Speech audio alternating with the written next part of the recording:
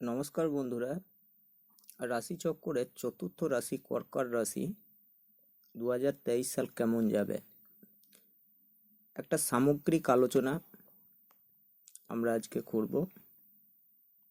দেখুন, রাশিচক্রের চতুর্থ রাশি কর্কট রাশি, যার অধিপতি গ্রহ হচ্ছে চন্দ্র। একমাত্র কর্কট রাশির অধিপতি গ্রহই শুধু চন্দ্র, বাকি কোনো রাশির অধিপতি গ্রহ চন্দ্র কিন্তু নয়।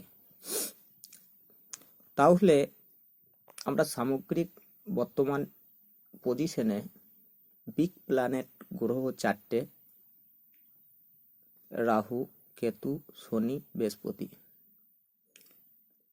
এই চারটি গ্রহকে নিয়ে 2023 সাল কেমন যাবে কর্কট রাশির, তার একটা সামগ্রিক একটা আলোচনা। কারো ক্ষেত্রে মিলতেও পারে, কারো ক্ষেত্রে নাও মিলতে পারে। যাদের চন্দ্র রাশি কর্কট তারা এই ভিডিওটা দেখতে পারেন, যাদের লগ্ন কর্কট তারাও এই ভিডিওটা দেখতে পারেন। প্রথমেই বলে রাখি, শনির ঢাইয়া থেকে খুব বেশি ভয় পাওয়ার কোনো কারণ নেই। কর্কট রাশির ঢাইয়া শুরু হবে 17ই জানুয়ারি 2023। একটা একটা করে বলতে থাকবো, আপনারা পারলে খাতা পেন নিয়ে একটুখানি লিখে নিতে পারেন। এই জিনিসগুলো আপনাদের সাথে ঘটবেই। দেখুন, আপনাদের জল রাশি হচ্ছে কর্কট রাশি। আপনারা কর্কট রাশি মানেই একটা মানুষের ধারণা আছে যে নাকি তার কথাবার্তা একটু খিটখিটে হবে বা কিছু এরকম, মানে একটু রাগী হবে, বিচুটি মার্কা হবে, এরকম একটা ধারণা। কিন্তু না, সবটা এটা ঠিক নয়। কর্কট রাশি জলতত্ত্বের রাশি। ওনাদের মধ্যে রাগ আসলেও ওনারা রাগটা প্রকাশ করেন না, নিজের মধ্যে রেখে দেয়। আমি লিখে রেখে দিয়েছি কর্কট রাশির অধিপতি চন্দ্র। মার্ক করছি না, আজকে কর্কট রাশিকে নিয়ে আলোচনা করছি। যাই হোক, দেখুন চতুর্থে কেতু বসে আছে। তাহলে প্রথমেই বলে দিই, চতুর্থ ঘর থেকে আমরা বাড়ি ঘর এই সমস্ত বিচার করে থাকি। চতুর্থ কেতু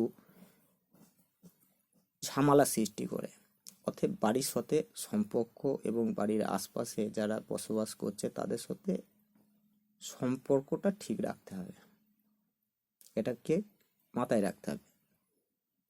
অষ্টমে শনি, অষ্টম ঘর একটা দুস্থান ঘর, সেখানে শনি বসে আছে। শরীর খারাপ যাবে, শরীরের সিস্টেমিটি পাওয়ার সেটাকে ঠিক রাখতে হবে। রাত্রে ঘুম হবে না, কিন্তু যতটা পারবেন চেষ্টা করবেন রাত্রের দিকে ঘুমানোর চেষ্টা করবেন। দিনে কম ঘুমিয়ে রাতে যদি ঘুমানো যায়।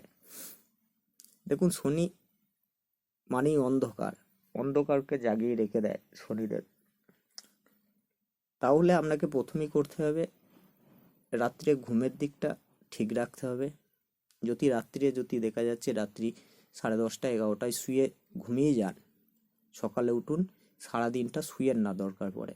কারণ হচ্ছে দিনে ঘুমোচ্ছেন, রাত্রে জেগে থাকছেন, তাদের ক্ষেত্রে কিন্তু শনির ঢাইয়া খুবই খারাপ রেজাল্ট দেবে। নবম ঘরে বৃহস্পতি ভাবে বৃহস্পতি 22/4/2023 পর্যন্ত থাকবে। দেখুন, এই যে জানুয়ারি থেকে এপ্রিল মাস পর্যন্ত 22 তারিখ পর্যন্ত একটা ভালো ভাগ্যভাবে, মানে আপনার ভাগ্যভাবে বৃহস্পতি শুভ গ্রহ, সেই বৃহস্পতি কিন্তু ভাগ্যভাবে বসে আছে।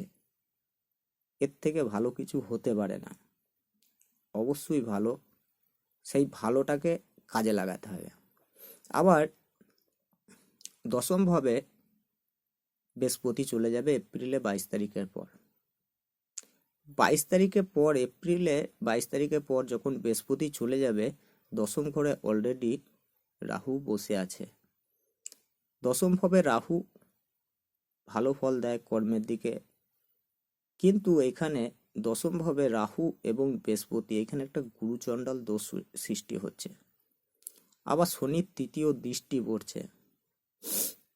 এই এপ্রিল থেকে অক্টোবর পর্যন্ত পিরিয়ডটা খুব একটা ভালো নয়। সঙ্গে শনির দৃষ্টি, শনির ঢাইয়া, কি বলবো, সামগ্রিক এক একজনের জন্মছক এক এক রকম, সবাই যে খারাপ ফল পাবেন তেমনটা নয়। কিন্তু এটা মাথায় রাখবেন, গুরুচণ্ডাল দোষটাকে একটা দেখবেন সামগ্রিক, আমার মনে হচ্ছে আমি যতটা শিখেছি সামগ্রিক একটা মানুষের মধ্যে একটুখানি গুরুচণ্ডাল দোষটা এফেক্ট করে।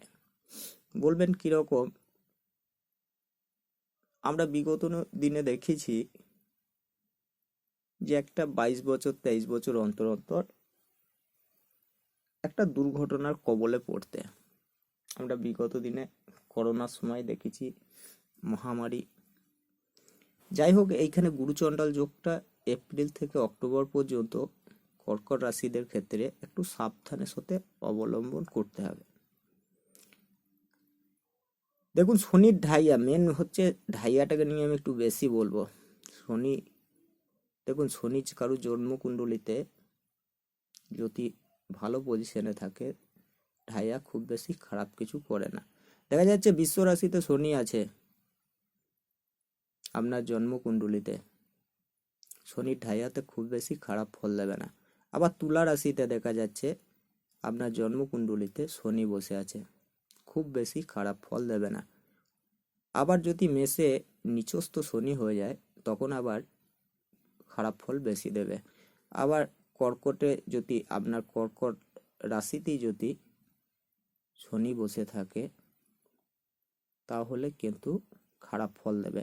আবার কন্যা রাশিতে যদি শনি বসে থাকে সেখানেও খারাপ ফল দেবে। দেখুন, একটা সামগ্রিক আলোচনা করতে এসে শনির ঢাইয়া ঢাইয়া একটা খুব, শনি সততার প্রতীক, সততার সাথে যারা কাজ করেছেন বিগত দিনে 2022-এ বা 2021-এ, তাদের কিন্তু শনির ঢাইয়া খুব বেশি খারাপ ফল দেবে না। কিন্তু অষ্টমে শনি থাকলে একটু ধার্মিক পথে যায়। অষ্টমে শনি থাকার জন্যে আপনার মনে হতে পারে যে আমার ক্ষতি করতে চাইছে, কিন্তু সে আপনার সম্বন্ধে কিছু ভাবছেই না, কিন্তু আপনার মনে এই ধারণাটা আসতে পারে।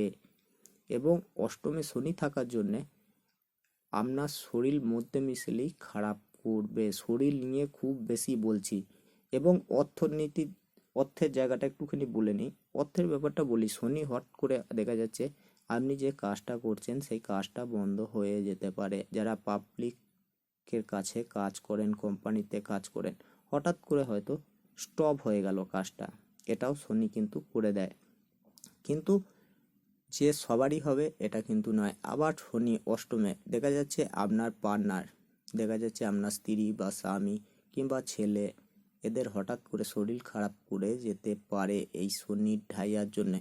কিন্তু এখানে খুব বেশি ভয় এর কারণ নেই, কারণ যেহেতু কুম্ভ রাশি শনির নিজস্ব ঘর, তবু একটা এফেক্ট পড়বে শনির ঢাইয়ার ক্ষেত্রে। আলোচনা বেশি দীর্ঘায়িত করব না।